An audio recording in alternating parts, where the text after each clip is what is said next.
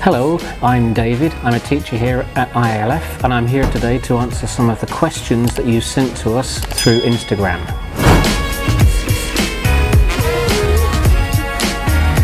This is from @INAVIRNA, how to make our students engage actively in the online learning session.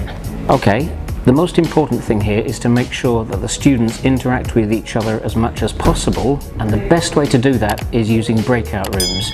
Students love breakout rooms. They can talk to each other as if they're actually still learning face to face, so it's really important to use them. The other thing is to remember that to stop the students getting bored, if you're using PowerPoint, if you're using any kind of slides or pictures, make sure everything is colourful, interesting. Think about animation, think about using sound.